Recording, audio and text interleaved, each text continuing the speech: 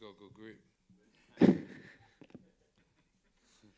So you said it's your job and this is just another fight. Is that how you're looking at Ciryl? Just another guy that you have to do your game against and not really worry about what he's here to do? Yeah, it's just another fight for me. I know a good win over Ciryl will put me in a good conversation of a new contract and more money. And this is what I do to feed my family, and I'm all about the dollars. Have you got the family here with you this week? Yeah, my son's here, family's here. A few people from Australia's travelled over. We can travel now, so big Archie there at the back.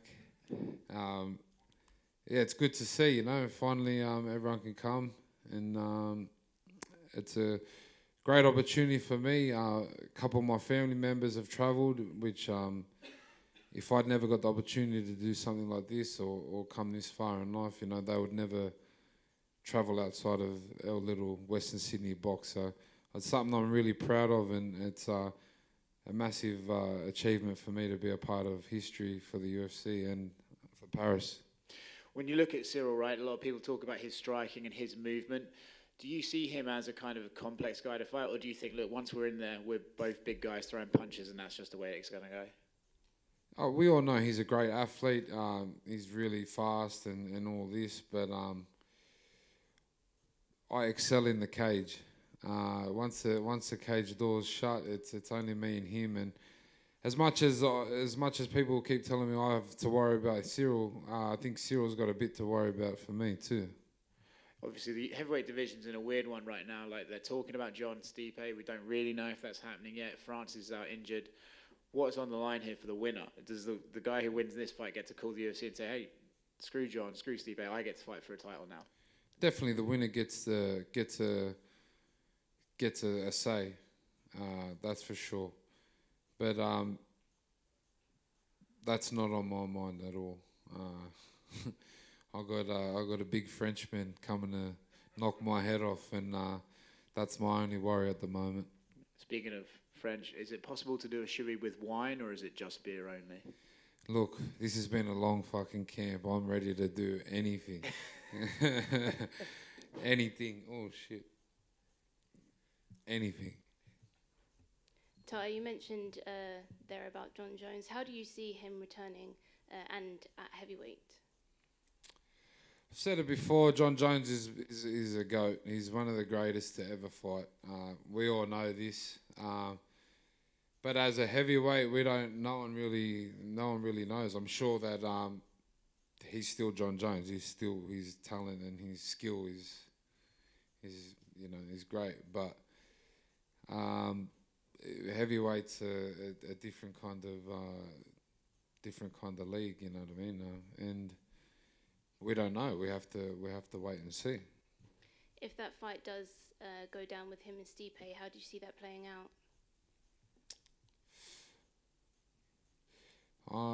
My tips are pretty bad, so I reckon Jones will get him. Jones is still young. I think Stipe's a bit older. But to be honest, I don't even watch, so I don't know. And you said that he's one of the greatest of all times. Do you see that as a potential matchup for yourself, maybe later down the line? I'd love to fight him.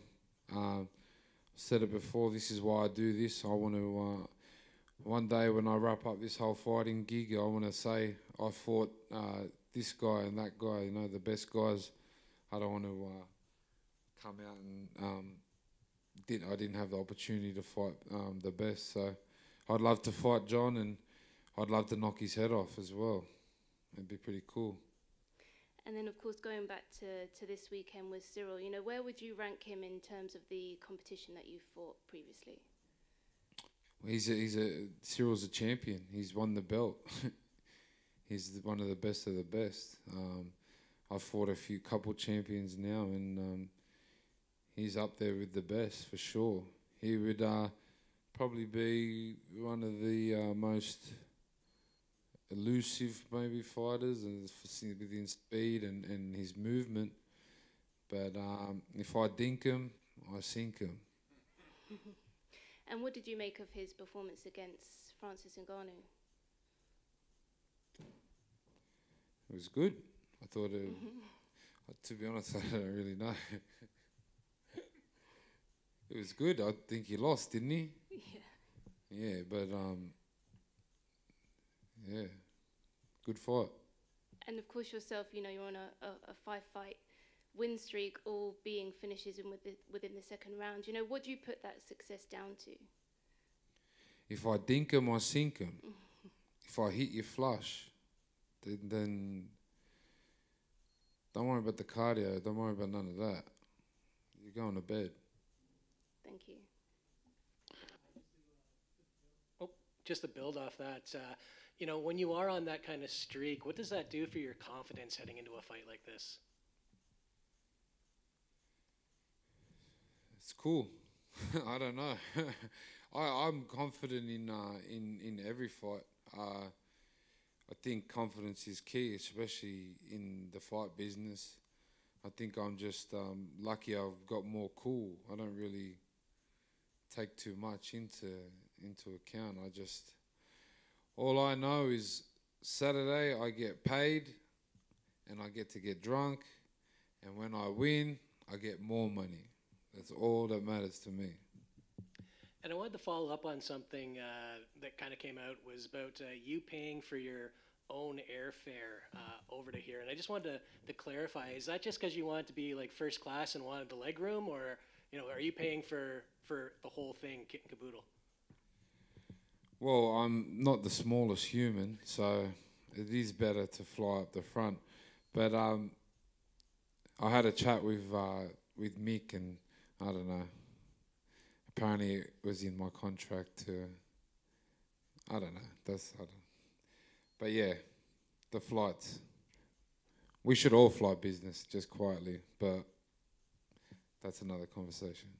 All right, and last one for me. What did you make of the crowd reception yesterday? There were chants of "you're gonna die," and then there was chants of, you know, "give us a shoey." Do you think you can win some of these fans over?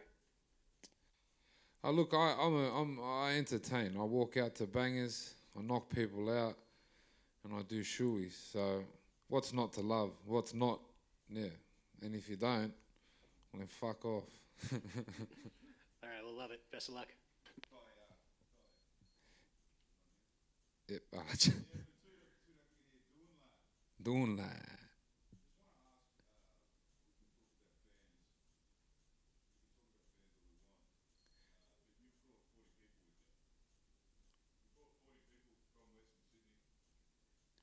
They They're cutting us Aussies off in Yeah, I here. know, mate. Fucking hell, what's going on? Too much jewelry.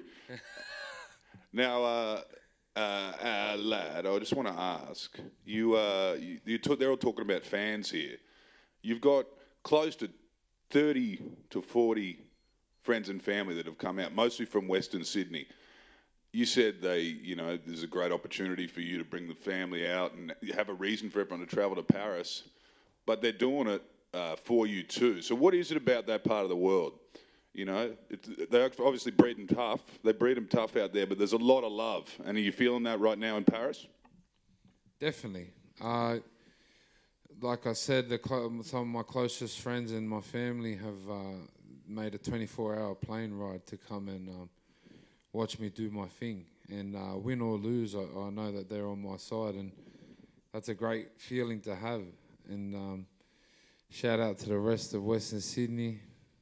One day we'll be fighting back home, that's for sure. And do you feel sorry for the poor Frenchman that had to sit between 80 of your cousins on the flight here to Paris? My poor brothers, they had to sit.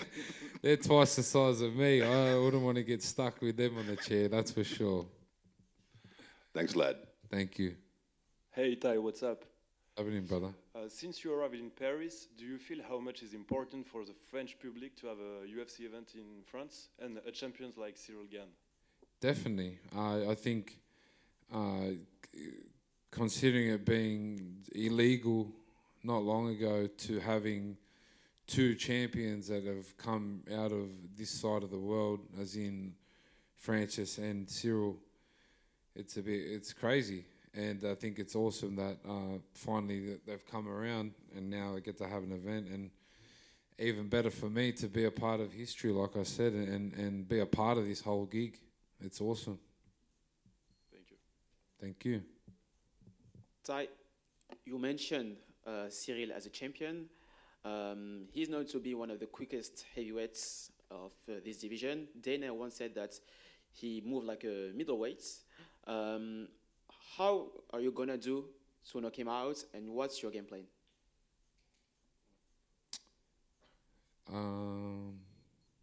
Go in there and punch him.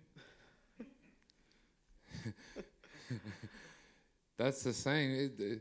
My game plan is the same for every fight. It doesn't matter. It's go in there and fight, and that's what I do. And I'm gonna go in there and fight. Perfect. Thank you. You're welcome. Hi. Yesterday during the open workouts, the French welcome was more of a boost than has for you.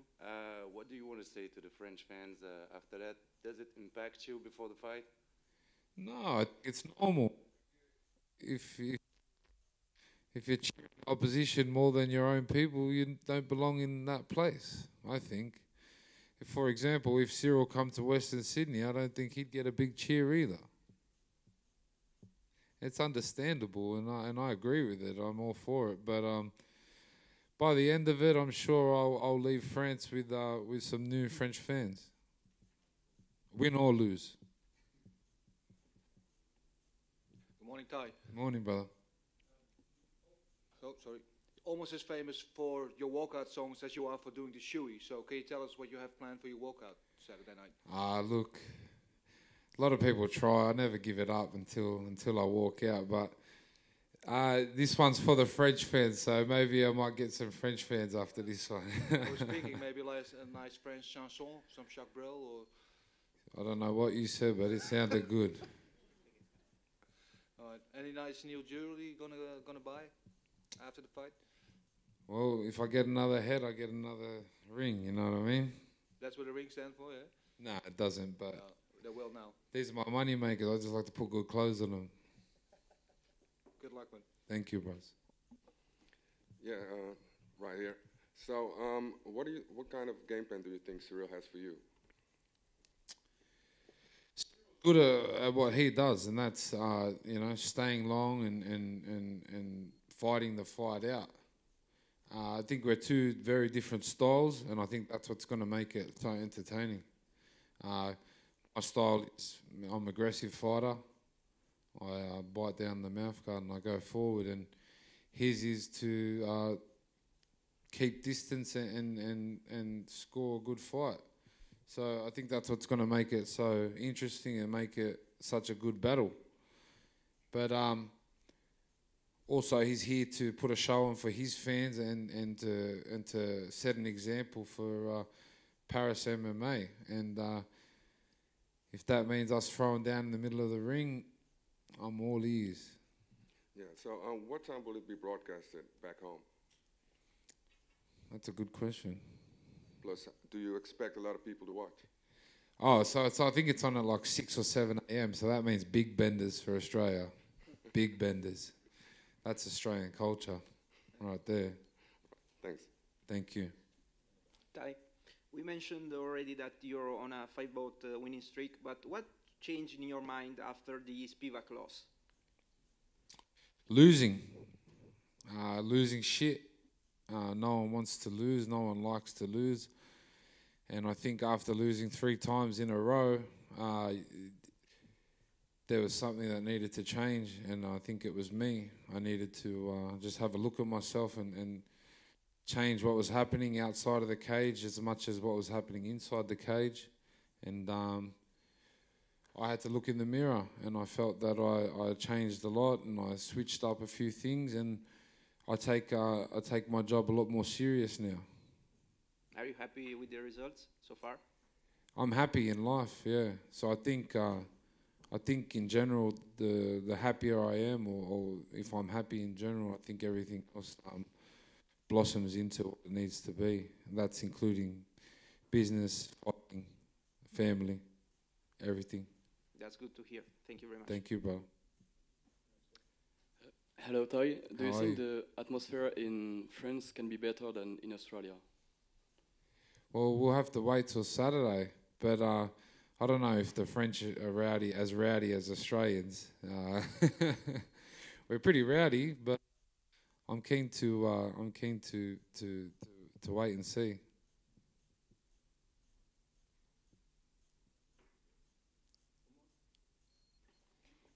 Hi.